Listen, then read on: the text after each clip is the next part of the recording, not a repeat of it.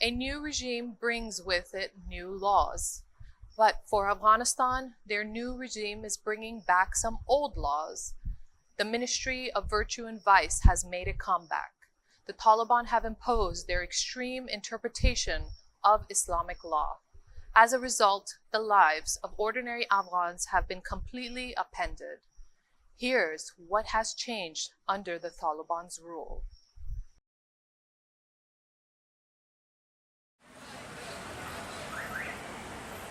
A few minutes in Kabul and you'll know who's in charge.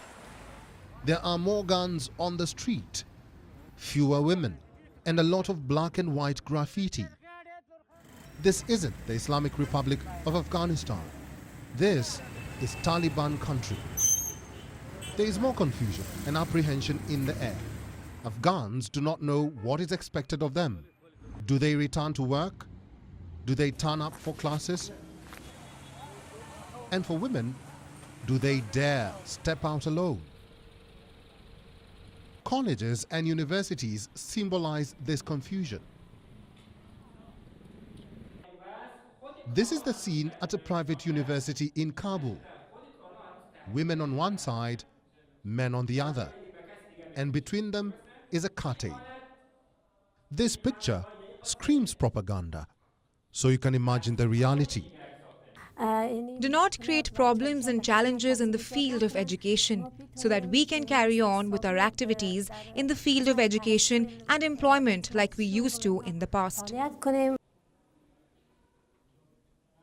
Elsewhere, there is no clarity on who can attend classes. Will women be separated? Will they be welcome at all? Female students say the Taliban's restrictions will take the country back decades. Within this new policy, boys and girls will be separated, and they might even attend classes at different times. Our classes will officially start next Wednesday. With the new restrictions, they are trying to take us back to previous decades, because they brought many restrictions that only applies to girls.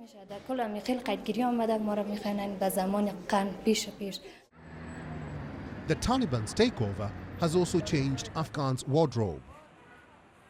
Classic denims and t-shirts are disappearing.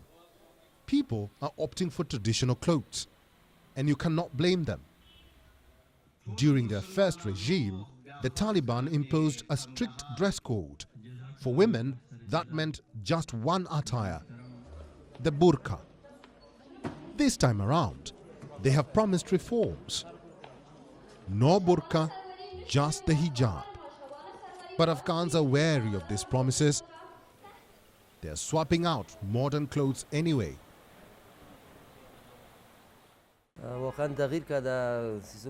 Our business has changed now. People are not going for jeans and t-shirts. They want traditional clothes and waistcoats. People do not have money to buy much, but still they are coming to us more than before. It's a new market for these shopkeepers. Good news in the short run, but the forecast does not look good. Jobs are disappearing in the Taliban's Afghanistan. Foreign companies will not be returning anytime soon. The result? No money to spend. Now that the Emirate government has come, we do not sell that much because people do not have the budget. People are jobless, they do not have income, and I request that the Islamic Emirate provide jobs to the people and let people do their business. Not just clothes. The Taliban has something to say on personal appearance as well. All men must grow their beard. Every barber's nightmare.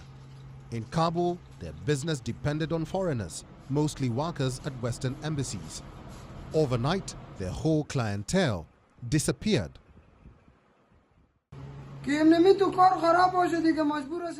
If things go wrong, we have to find a way. Go to Pakistan or go to another country. If this is the case, we have to go because we have about 4 to 5 people in the family and they need food, consumption for schools and other things. If the economic situation is not so good, we have to leave the country. Does Islam really demand long beard? Experts are divided. But the Babas make an excellent point. Why must any law be imposed with force? It is right to adhere to Sunnah, but not by force. It's not fair to grow a beard or long hair by force. It's not fair to have long hair to look like a tiger. These are the lives appended by the Taliban. Scared students, confused teachers, and frantic traders.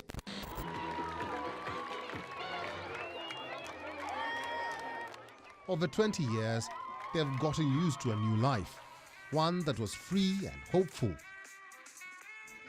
In Taliban country, however, that life has become a distant dream. South Asia Bureau, WION, World is One.